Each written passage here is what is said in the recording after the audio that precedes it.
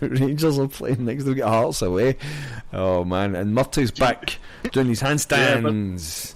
Dude, hold on, but how about they lost to who was it? Fucking Motherwell in the Bedford semi-final. Who's the boy? Louis Moult. He's like chipping balls from 35 yards. A player that Rangers should probably have signed. I mean, I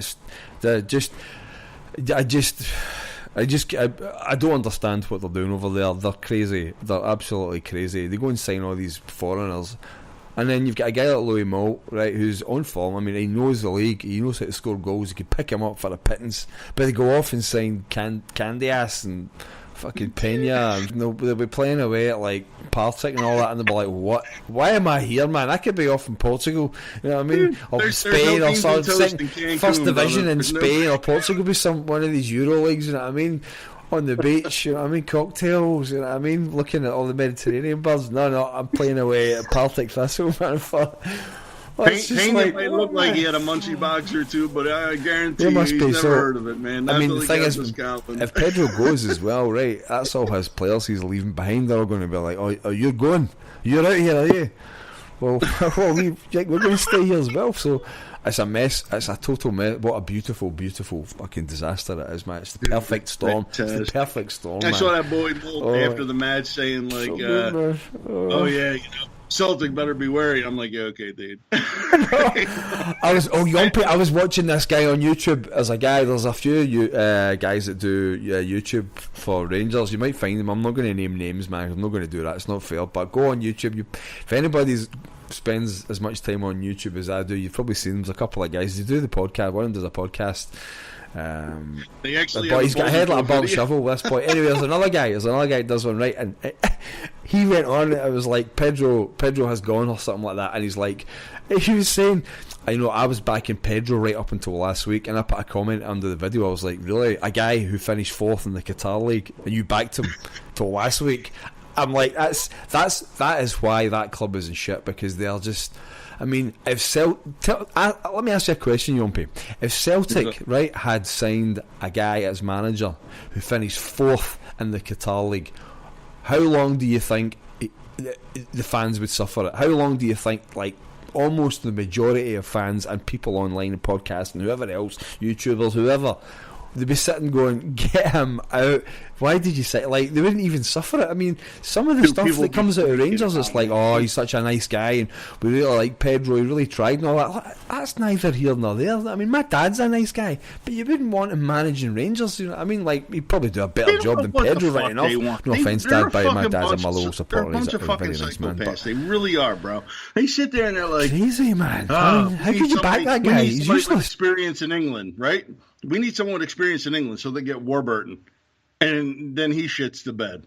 Then they're like, we need somebody that has some European experience, somebody that's different, someone that could bring us out of this UK style of football. We need something better. So they go and get a Portuguese guy. And all of a sudden it's like, he's shit too. So now they're back to, we need somebody British again. We need some British guys. Like, they don't fucking know what they want, man.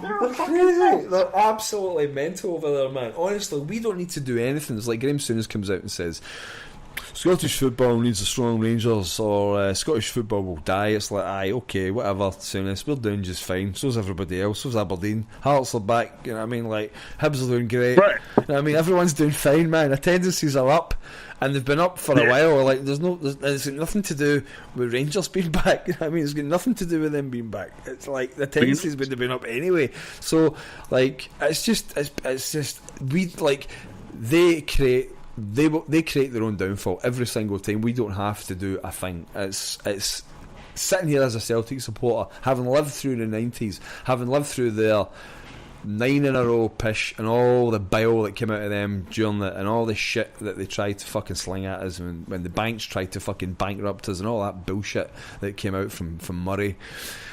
Sitting here, I've got zero sympathy for any of them, man. I mean, it's hilarious. They create their own downfall every single, and they'll do it again. By the way, I'm just waiting to see who they sign as manager now. They'll probably get somebody half decent in, but it wouldn't surprise me if they go and sign another total idiot. I mean, like, what are the odds they get somebody? Who do you think they're going to sign? Have you any idea, Yahmpy?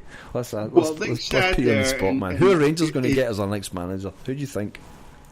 It's funny because they sit there and they say, the first thing, when they right away just go fucking like Dream Street stupid. It's like Sam Allardyce.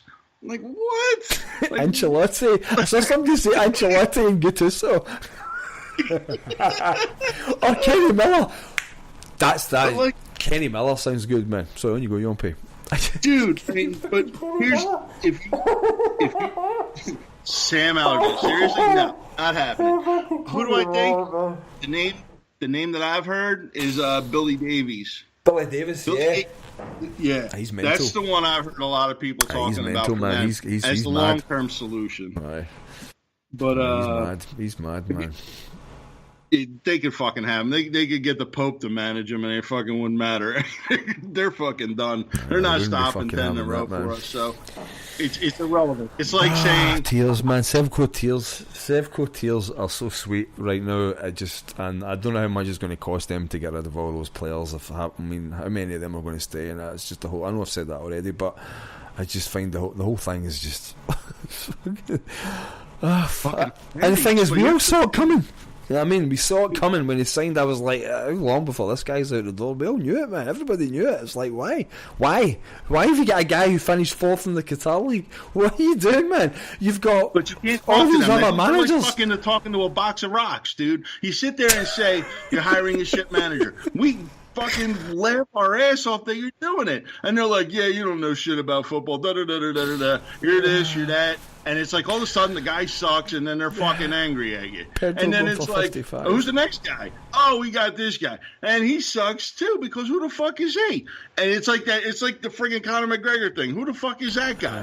And all of a sudden he sucks. And it's like their best manager the past fucking 3 years has been like Graham Murdy. And they fucking hate him because he's like a fucking Celtic fan. He actually did all right when he managed them. They got a couple of decent results under Murray. You know what I mean? They probably better sticking with him, man. And just they always try to Celtic Park the one time. But the problem with them is, mate, they always try to buy their way out. They don't have then this is the problem with that club, is that they can't build it up slowly. They can't take they can't be humble. There's no humility. They've got to be the best. So that's what they did with him. They went, right, we're going to be the best. We'll buy this guy and we'll bring in all these foreign players. And he's got all these fancy ideas, and we'll short track it. We'll quick fix it. And that I was listening to the BBC Sports Sound podcast as I do. I always listen to it because some of it's actually quite good sometimes. And they were saying that a guy saw Pedro coming into a cafe with his coaching staff, and ordering food and having mussels and wine and having a wee party. He was delighted with himself. This was just after he'd been fired, and the guy was like, "You'll never guess who's coming in here." He just fucking he's like fucking celebrating, man. I mean, it's crazy. It's absolutely crazy. The whole thing is just, and it shouldn't surprise any of us. We're used to it by now. How many years of entertainment have they been providing for us now? It's like too many, man. I like every time. Like something like, oh my god, we beat them in a match. I'm having my victory cigar. I'm going to have fucking lung cancer by the time I'm 60 at this rate because we're beating the pants off them so bad.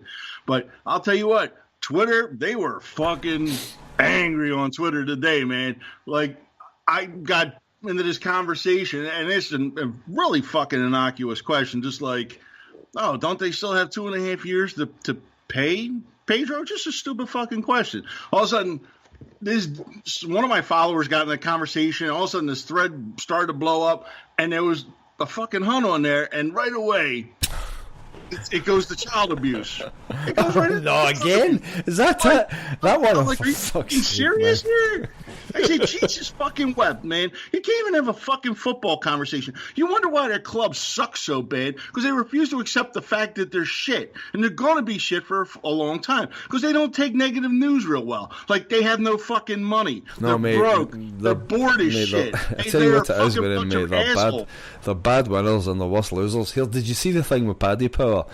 Pedro Caixinha, notable achievements: record home defeat against Celtic, helped progress Niederkorn to the first ever win in a European match, oversaw first loss to Aberdeen in 26 years, and talked a complete load of bollocks. Dude, their ignorance notable is their achievements. downfall, man. They refuse to accept that they're the reason. They're stupid fucking fans who give money for every little fucking charlatan that comes into town. They fucking sit there and they always try some quick fix and throw money and we're going to get loans and do this and shit. And they're not it. They're not it. They're not ever going to be fucking it. They're a bunch of assholes. I've never seen any fans like them in any fucking sports. And I watch sports over the fucking world. I watch the NFL. I watch hockey and the NHL and shit. I watch all kinds of stuff. And I've never seen fucking fans more fucked up than the fucking Huns. But it is the culture. The culture. It's all about the culture. You know, the Rangers culture. And I'm sorry to say, but they do believe that they are entitled to be that's it, full stop. They just believe that they're entitled, and that's why they're always going to have problems. Because if they actually started building it up slowly, like invested in youth, got a local manager, signed some local players, kept the budget down, just say, look, we are a mid-table side at best. We'll go from there, but they can't. They've got to be. We're going for 55 and we're going for Europe. It's just like no, like you need a dose of reality, and if you get a dose of reality in you and just fucking calm down, take it slowly, see in about 5 or 10 years maybe you'll finish in the top 3, and maybe in 20 years maybe you'll beat Celtic once or twice, or you might, who knows, maybe you get a decent money, you might, but stop trying to fast track it, because you're just burning money. It's just like they're just throwing money into the fireplace and they'll do it again. And to be honest, I think they've probably got enough guys there on the back who'll just they've got money to throw away at Rangers. And I mean, I don't know how many millionaires or billionaires or whatever are Rangers fans, but there's probably some idiot who's like, aye, there you go, try it again, aye, there you go, try it again. It wouldn't surprise me, but the other possibility is they're going to, as they have done, they're just going to run into more financial trouble again. I mean, either way, Yahmpy, you and I can sit here in the podcast and talk about it until we're blue in the face, but you know what? It doesn't matter to Celtic now. It's now gotten to the stage, and it's more evident this season than it was last season now. We've kind of left, in a way, we've left Scottish football, and it's something I wanted to bring up on the podcast. I know we kind of started in a haphazard way, and that's because it has been a very exciting week, ladies and gentlemen. Yahmpy and I are like, we struggle to contain our excitement, but one point that I wanted to raise was, we have pretty much left Scottish football. Like, we haven't, but in terms of where we are, I mean, we're in our own league. Literally, on a different level, man. We can put out a second string team and put all the subs on, and we'll beat teams pretty easily. You know, it's crazy. It's brilliant. I'm not complaining. It's brilliant, but think about it. What I lived through watching when Tommy was there, and like, you know what I mean, like Dr. Vinglas and fucking, you know what I mean, Wim Jansen and all that. I mean, we were fighting for every win, and now it's just like we're top of the table. We're gone, man. We've left them all behind, and they're fucked. They're not offering a challenge. Aberdeen aren't offering a challenge. Who's going to challenge us? So it's Europe. It's Europe now. That's it for us. It's like, that's it. Like, every year it's Europe. Every year it's try and get to the last 16 and then in Europa. And I can't wait for the Bayern game, man. It's going to be magic, and pump Kilmarnock at the weekend, and then give Bayern a good, make a good account of ourselves. Really, that's it. And then watch Hearts pump Rangers.